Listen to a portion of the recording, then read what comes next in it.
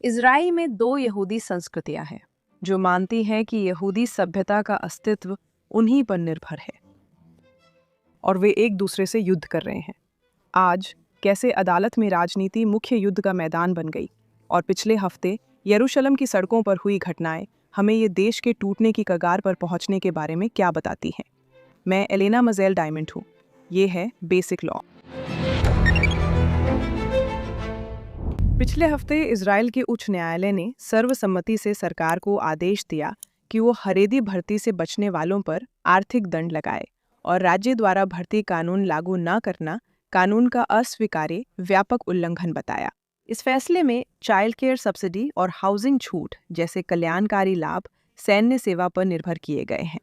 इससे उन दसियों हजार हरेदी पुरुषों पर असर पड़ेगा जो अभी भर्ती से बच रहे हैं। वित्तीय दंड के अलावा न्यायाधीश ने पुलिस को गिरफ्तारियां न करने पर फटकार लगाई और राज्य को आपराधिक कार्रवाई शुरू करने का आदेश दिया, जिससे सरकार और उसके हरेदी सहयोगियों में राजनीतिक दरार बढ़ी। अब अटॉर्नी जनरल घाली बराफ मियारा ने फैसले के बाद निर्देश जारी किया जिससे हरेदी समाज के प्रमुख संस्थान प्रभावित होंगे। उन्होंने उन येशिवाओं की टैक्स छूट खत्म कर दी है जिनके छात्र सैन्य भर्ती से बचते हैं। एक ऐसे समुदाय में जो टैक्स में छूट वाली वैश्विक दान प्रणाली पर निर्भर है, ये एक अस्तित्वगत आर्थिक खतरा है। प्रतिक्रिया त्वरित और भावनात्मक रही। हजारों प्रदर्शनकारी सड़कों पर आ गए। कट्टरपंथी यरूशलेम गुट ने इजरायली रक्षा बल के सैन्य पुलिस प्रमुख के घर की सुरक्षा को पार किया, जिससे उनके परिवार को घर के अंदर बंद होना पड़ा। हाईवे पर हवा में स्कंक वाटर की बदबू और जलती हुई इजरायली झंडों के धुएं की गंध फैली हुई थी। अब सवाल ये है कि हम यहाँ से कहाँ जाएंगे और क्या ये फैसले अपने घोषित लक्ष्य को पूरा करने में सक्षम होंगे? सबसे पहले समझना होगा कि हम यहाँ कैसे पहुंचे। इसका एक अल्पकालिक और एक दीर्घकालिक जवाब है। हम दोनों पर चर्चा करेंगे। अल्पकालिक जवाब से शुरू करते हैं। 2.5 साल से चल रहे बहुफ्रंट युद्ध में इजरायली रक्षा बल को 12 से 15 हजार सैनिकों की कमी है, जिनमें से लगभग 9,000 लड़ाकू सैनिक हैं।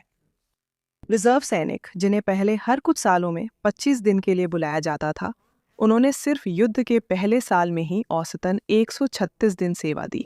लड़ाकू कमांडरों ने 168 दिन सेवा दी। आईडीएफ ने आरक्षित सैनिकों से 2026 में 6 हफ्ते सेवा करने को कहा। पिछले महीने ईरान और लेबनान के कारण उसने अनुमान बढ़ाकर 9 हफ्ते कर दिया।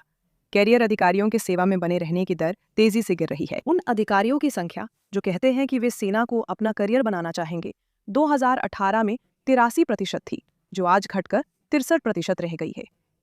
और गैर कमीशन अधिकारियों में यह संख्या केवल 37% है।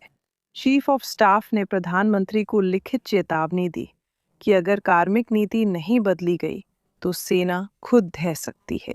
इन आंकड़ों के पीछे परिवार है। 7 अक्टूबर के बाद से 1100 से अधिक इजरायली सैनिक और सुरक्षाकर्मी मारे जा चुके हैं। 885 बच्चे एक अभिभावक के बिना रह गए हैं। 351 विधवाएं हैं। आरक्षित सैनिक अपने व्यवसाय चला रहे हैं जिन्हें वे मुश्किल से देख पाते हैं। शादियां तनाव में हैं, करियर रुके हुए हैं। बच्चे तब बड़े हो रहे हैं जब एक अभिभावक कई महीनों तक घर से दूर रहता है। अब सेवा करने वालों पर यह बोझ राष्ट्रीय धार्मिक समुदाय पर असमान रूप से पड़ रहा है। ये अल्पसंख्यक समूह, जो लगभग 12% यहूदी इजरायलियों का है और एक प्रमुख दक्षिणपंथी वोटिंग ब्लॉक भी है, ने 7 अक्टूबर के बाद से लगभग 1/4 आरक्षित सैनिकों की कुल सेवा अवधि का बोझ उठाया है। शहीद होने वालों में भी इनका अनुपात इसी तरह असमान रूप से अधिक है। इस देश में, एक ऐसा देश जिसने अपने नागरिकों से लगभग सब कुछ मांगा है, यहाँ एक ऐसी समुदाय है जिसमें 14 लाख से अधिक लोग हैं जो इस विशेष बोझ को साझा नहीं कर रहे हैं। पिछले एक दशक में हरेदी भर्ती में 36% की गिरावट आई है, जबकि उनकी समाज में उच्च शिक्षा संस्थानों जैसे येशिवा और कोलील में नामांकन 83% बढ़ गया है।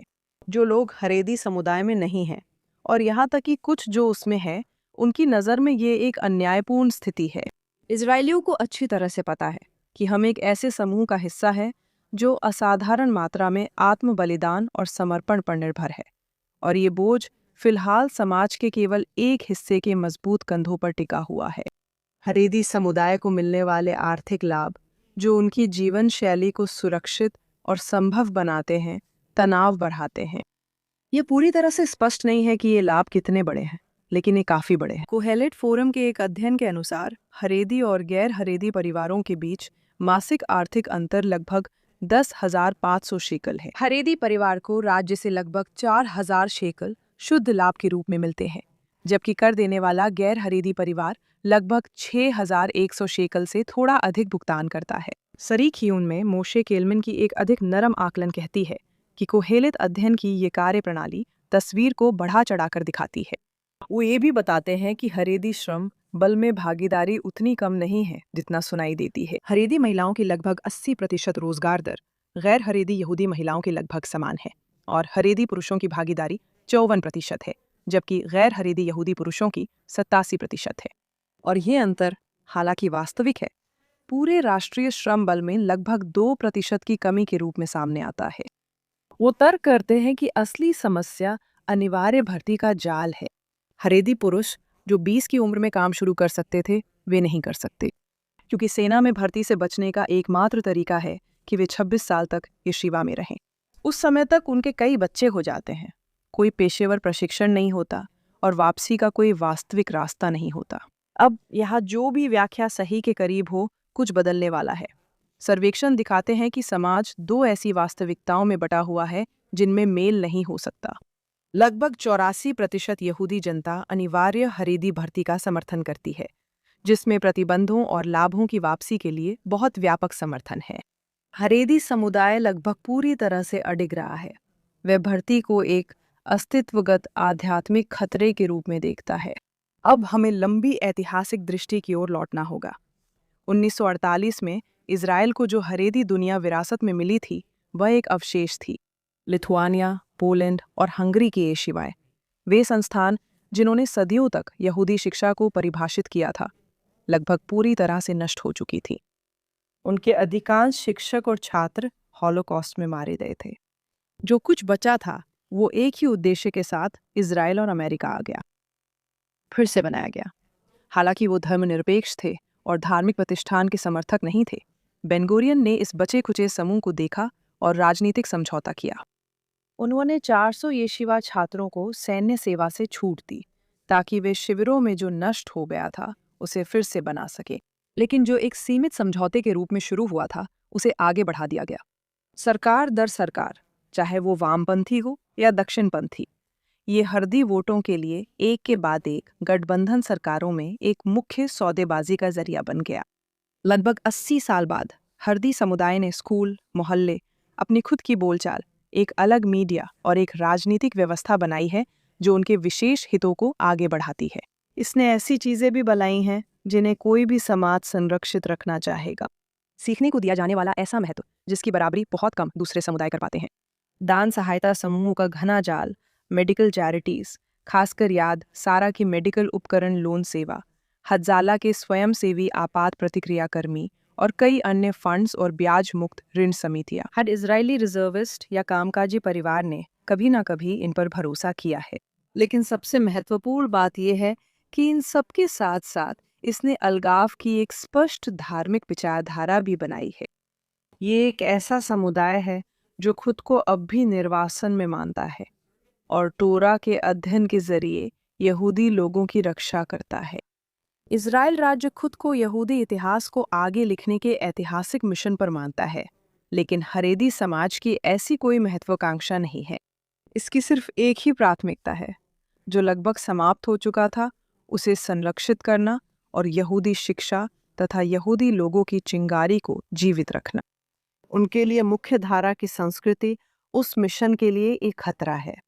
आत्मसात होना विनाश है। हरेदी समुदाय के कुछ लोग कहते हैं कि वे अपने बच्चों के धर्मनिरपेक्ष होने से बेहतर मरना चाहेंगे। इस पॉडकास्ट के अधिकांश श्रोता शायद इन विचारों से सहमत नहीं होंगे, और ये ठीक है, मैं भी नहीं हूँ। लेकिन आप इस समस्या का समाधान तब तक नहीं कर सकते जब तक आप उन आधारों को वास्तव में समझ नहीं लेते और समाधान बनाते समय उन्हें ध्यान में नहीं रखते। आपको एक ऐसी जगह की ज़रूरत है जहाँ मुख्य धारा के इजराइल और हरेदी इजराइल के प्रतीत होने वाले असमझौतावादी दृष्टिकोण मिल सकें, बातचीत कर सकें और धीरे धीरे सम्मानजनक स्वस्थ एकीकरण की दिशा में एक रास्ता तय कर सकें। आदर्श रूप से यही वह स्थान है जहां लोकतांत्रिक राजनीति बदलाव ला सकती है, और कभी-कभी इसने कोशिश भी की है। लेकिन व्यवहार में इस लोकतांत्रिक राजनीति ने अक्सर समस्या को और मजबूत किया है। क्योंकि हरेदी पार्टियां अपने शैक्षणिक संस्थानों के लिए सब्सिडी, भर्ती छूट और कल्याण वितरण के बदले राजनीतिक समर्थन का सौदा करती रही हैं। सीमित संघर्षों के दौर में हरेदी समुदाय के पारंपरिक राजनीतिक साझेदार, जो आमतौर पर दक्षिणपंथी होते थे, आमतौर पर ये कीमत चुकाने को तैयार रहते थे। लेकिन जनता की निराशा चरम पर पहुंच गई है। और अब हम इस सवाल पर आते हैं कि इजराइल की सर्वव्यापी कानूनी संस्थाओं ने इस कहानी को कैसे प्रभावित किया है। हरेदी भर्ती को लेकर चुनौतियां करीब 60 साल पहले शुरू हुईं और इस मुद्दे पर अदालत के रुख की कहानी शुरुआत में इसे नज़रअंदाज करने से लेकर बाद में जिम्मेदारी लेने तक न्यायिक शक्ति के बढ़ने के साथ चलती है। पहला मामला 1970 में एक रिजर्व अधिकारी द्वारा लाया गया था, जिसे बेकर केस कहा जाता है। अदालत ने इसे सुनने से भी इनकार कर दिया था। अदालत के अपने शब्दों में, ऐसे सार्वजनिक राजनीतिक विवादों को सुनना जिन्हें असंबंधित पक्षों द्वारा लाया गया हो, शाखाओं के बीच की सीमाओं को धुंधला कर देगा और शक्तियों के पृथक्करण के सिद्धांत का उल्लंघन करेगा। भीड़ में मौजूद वकीलों के लिए ये याचिका दायर करने की पात्रता का पारंपरिक सिद्धांत है, जिसे दुनिया भर की कई अदालतें साझा करती हैं। अदालत ने कहा कि ये मामला नेज़त में होना चाहिए। 11 साल बाद 1981 में, जिसे पहला रेसलर केस कहा जाता है, एक अलग रिजर्व अधिकारी ने लगभग वही तर्क दिया और उसे भी वही खारिजी मिली। उन्हें कोई व्यक्तिगत चोट नहीं थी, इसलिए ये न्यायालय में विचारणीय नहीं था और ये अदालत के निर्णय का विषय नहीं था। लेकिन 1986 में, जिसे अब चौथा रेसलर केस कहा जाता है, अदालत ने अपना फैसला पलट दिया। न्यायमूर्ति एरोन बराक द्वारा लिखित राय में कहा गया कि मूल रूप से कोई भी नागरिक सार्वजनिक महत्व के किसी भी मुद्दे पर याचिका दायर कर सकता है और मूल रूप से हर सरकारी कार्रवाई न्यायिक समीक्षा के अधीन है। योआव डोटान के अनुसार इस बदलाव ने लगभग सभी स्टैंडिंग सीमाएं पूरी तरह मिटा दी। उनके अनुसार इससे अदालत नेसेट या सरकार के हर बड़े फैसले के बाद राजनीतिक विवादों का दूसरा मंच बन गई।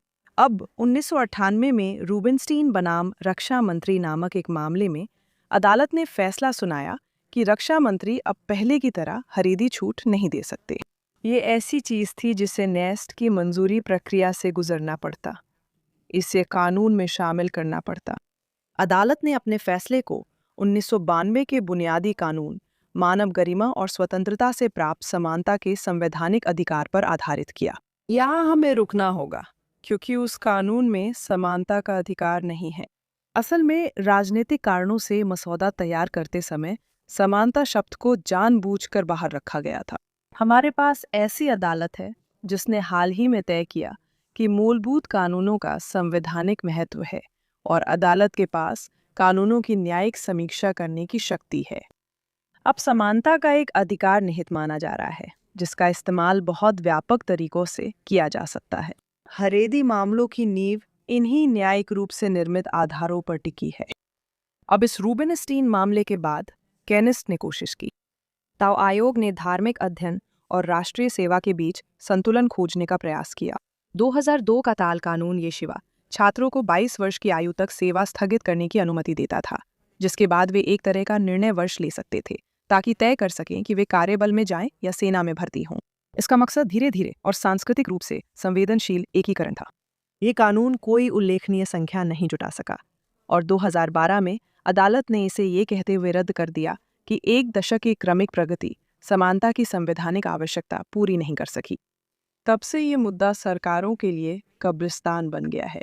कदीमा ने ताल कानून में बदलाव न होने पर गठबंधन छोड़ा और 2014 में बना उत्तराधिकारी ढांचा 2017 में अदालत ने रद्द किया। 2023 तक अदालत द्वारा अपने फैसलों पर दी गई हर विस्तार की अवधि समाप्त हो चुकी थी, जिससे राज्य एक तरह के शून्य में आ गया था, जहां भर्ती अदालत के आदेश से अनिवार्य थी, लेकिन राजनीतिक रूप से लागू करना असंभव था। 2025 में विदेश मामलों और रक्षा समिति के अध्यक्ष यूली एडलस्टीन को एक सख्त बिल के समर्थन के कारण हटा दिया गया। उनकी जगह कैनेसेट सदस्य बोआज बिस्मुथ ने ऐसा प्रस्ताव रखा जिसे अटॉर्नी जनरल और आईडीएफ ने कानूनी कल्पना बताया। ये प्रक्रिया ईरान युद्ध शुरू होने पर रुक गई, जिससे भर्ती का संकट पैदा हो गया, जो कैनेसेट से निकलकर यरूशलेम की सड़कों तक पहुंच गया। अब इसे पढ़ने के दो तरीके हैं। अदालत के समर्थकों का तर्क है कि न्यायिक दबाव के बिना कोई भी हलचल नहीं होती, न तो ताल कानून, न ही प्लेसनर समिति, न ही कोई राजनीतिक बातचीत। बस 1948 की व्यवस्था हमेशा के लिए जारी रहती। लेकिन आलोचक कुछ और ही कहते हैं। वे कहते हैं नेसेट में समझौता आते ही अदालत ने मानक बढ़ा दिया, जिससे हर बार राजनीतिक समझौता टूट गया। इस दृष्टिकोण से अदालत ने समझौते को आगे नहीं बढ़ाया, बल्कि किसी भी अपूर्ण समझौते को अस्थिर बनाकर उसे रोक दिया। आलोचक कहते हैं कि अदालत ने शक्तियों के पृथक्करण की परवाह किए बिना चयनात्मक ढंग से ऐसा किया। मैं वकील डेविड पेटर की एक और आलोचना भी बताऊंगी। उन्होंने वेलफेयर कट के फैसले की सुबह प्रकाशित विश्लेषण में कहा कि इजराइल में कभी सभी के लिए अनिवार्य सैन्य सेवा की बाध्यता नहीं रही। कानूनी रूप से सेवा केवल उन्हीं को करनी होती है जिन्हें नामित आईडीएफ अधिकारी से व्यक्तिगत भर्ती आदेश मिलता है। 75 वर्षों से सेना ने उस प्रशासनिक विवेक का उपयोग अल्पसंख्यकों, अरबों और हरेदिम सभी को छूट देने के लिए किया है, और अदालत ने लगभग हर मामले में इस प्रथा को बरकरार रखा है। अब सिर्फ हरेदीम को अलग कर अदालत ने समानता की अपनी कानूनी कल्पना बना ली है और एक चरम रेखा लांघ दी है, पैत्र कहती हैं। उनके अनुसार अदालत अब केवल कानून नहीं बना रही, बल्कि आईडीएफ को भर्ती नोटिस जारी करने और पुलिस को गिरफ्तारियां करने का सीधा आदेश भी दे रही है। लेकिन अदालत की मंशा को सबसे उदार तरीके से भी समझें तब भी सवाल है, क्या अदालत सच में वो करवा सकती है जिसका अब आदेश दे रही है? और ये इतना स्पष्ट नहीं है। हम अन्य संदर्भ देख सकते हैं। राजनीतिक वैज्ञानिक जेरल्ड रोसेनबर्ग ने 1991 में द हॉलो होप नामक किताब लिखी थी। उनका मुख्य मामला ब्राउन बनाम बोर्ड ऑफ एजुकेशन है, जिसमें 1954 में अमेरिकी पब्लिक स्कूलों में अलगाव खत्म करने का आदेश दिया गया था। रोसेनबर्ग दिखाते हैं कि ब्राउन के 10 साल बाद भी अमेरिकी दक्षिण में सिर्फ 2% अश्वेत बच्चे एकीकृत स्कूलों में थे। आखिरकार जो बदलाव लाया वो था 1964 का नागरिक अधिकार अधिनियम और 1965 का मताधिकार अधिनियम। ये कानून कांग्रेस द्वारा पारित किए गए थे और कार्यपालिका द्वारा लागू किए गए, जो एक बड़े राजनीतिक आंदोलन के जवाब में आए थे। अब हार्वर्ड के कानूनी इतिहासकार माइकल क्लैरमैन की राय कुछ अलग है।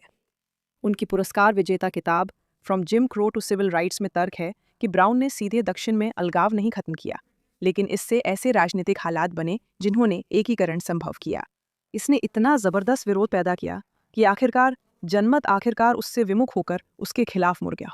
क्लारमैन के अनुसार सिविल राइट्स एक्ट विरोध के बावजूद नहीं, बल्कि उसी के जरिए आया। तो वो कह रहे हैं कि अदालत खुद अपने विरोध को जन्म देती है, और विरोधियों की अति एक भयानक विडंबना में वही है जो अंततः कानून बनाने के लिए राजनीतिक परिस्थितियां पैदा करती हैं। अदालत के नेतृत्व में सांस्कृतिक बदलाव में विरोध होता है, क्योंकि ये लोकतांत्रिक स्वशासन को दरकिनार करता है। यहाँ एक सांस्कृतिक पहलू भी ध्यान रखना जरूरी है। इजराइल हायोंग के लेखक गिल ब्रिंगर ने पिछले हफ्ते कहा, प्रतिबंध कुछ लोगों को मजबूर कर सकते हैं लेकिन अपनापन नहीं ला सकते। ब्रिंगर ने एक ममलख्ती हरेदी स्कूल का दौरा किया, जो छोटे लेकिन बढ़ते हुए सार्वजनिक हरेदी स्कूलों में से एक है, जहां हरेदी बच्चे धार्मिक शिक्षा के साथ साथ मानक इजरायली पाठ्यक्रम पढ़ते हैं और यौम हजीकरौन व शहीदों के बारे में सीखते हैं। आज वो व्यवस्था हरेदी छात्रों के 10% से भी कम तक सीमित है, जबकि अधिकतर हरेदी बच्चे ऐसे संस्थानों में पढ़ते हैं जहां इजरायली नागरिक जीवन नहीं सिखाया जाता। वे कहते हैं जब तक किसी 18 वर्षीय हरेदी युवक को भर्ती का नोटिस मिलता है, वो 18 साल ऐसी शैक्षिक व्यवस्था में बिताता है जिसे राज्य खुद वित्त पोषित भी करता है और मान्यता भी देता है, लेकिन उसका उद्देश्य ऐसे नागरिक बनाना है जो खुद को इजरायली नागरिक कहानी से नहीं जोड़ते। जबकि सख्त प्रतिबंधों की व्यवस्था उस जनता के लिए भावनात्मक रूप से संतोषजनक हो सकती है जिसे सब कुछ दिया गया है, लेकिन यह जरूरी नहीं कि वह संस्कृति में वह बदलाव लाए जिसकी हम हरेदी समाज में उम्मीद करते हैं। उनका कहना है कि अगर हर हरेदी 18 साल के युवक को कल ही भर्ती केंद्र बुलाया जाए, आईडीएफ को गुस्से में और बिना प्रेरणा वाले सैनिकों के साथ काम करना पड़ेगा, ऐसे समुदाय से जिसे उनकी नज़र में ये बताया गया है कि राज्य उनके खिलाफ कार्रवाई करने आ गया है। तो अब क्या? ये चेतावनी है कि इजराइल की राजनीति समाज के समुदायों का प्रतिनिधित्व तो करती है, लेकिन उन्हें गठबंधन में असमान रूप से अधिक प्रभाव भी देती है। ये ध्यान रखना जरूरी है जब इजराइल में कानून व शासन सुधार उसे स्थिर व टिकाऊ बनाने की प्रक्रिया आगे बढ़ती है, लेकिन सुरक्षा और आर्थिक ज़रूरतें ज़रूरी हैं। फिर भी हमें ध्यान रखना चाहिए कि हमें लक्ष्य के करीब क्या ला सकता है। हरेदी समुदाय को अपनी जिम्मेदारी खुद लेनी होगी, जो वो तब तक नहीं करेगा जब तक उसे यह विश्वास है कि वो अपनी मनचाही भारी सब्सिडी हासिल कर सकता है। सही है, लेकिन इजरायली समाज को भी अपनी राजनीति से जवाबदेही की मांग करनी होगी। उसे शख्सियतों के बजाय विचारों की मांग करनी होगी और उस राजनीतिक बहिष्कार संस्कृति से दूर रहना होगा जिसने हरेदी समुदाय को अहम गठबंधन सहयोगी बनाया। और अदालत को भी संयम और इज़राइल की लोकतांत्रिक संस्थाओं और जनता के प्रति सम्मान दिखाना चाहिए। अगर नेसेट व्यापक ज़ायनिस्ट गठबंधन बनाकर और उदारवादी हरेदी से संवाद कर इस समस्या से निपटे तो वो ऐसी नीति अपना सकती है जो राज्य की ज़रूरतों और धार्मिक समायोजन में संतुलन रखे। ये रास्ता न्यायिक आदेश की तुलना में अधिक क्रमिक, सम्मानजनक और टिकाऊ है। लेकिन सबसे बढ़कर एक ऐसा राष्ट्र जो यहूदी जीवन और पहचान के संरक्षण के लिए समर्पित है, उसे भी आपसी सम्मान और सहयोग को सर्वोपरि रखना चाहिए। हमें याद रखना चाहिए कि राष्ट्र निर्माण एक मैराथन है, दौड़ नहीं। लोकतंत्र जो अपनी प्रक्रियाओं से अधीर हो, वो दोनों खो देगा। अगले हफ्ते मिलूंगी।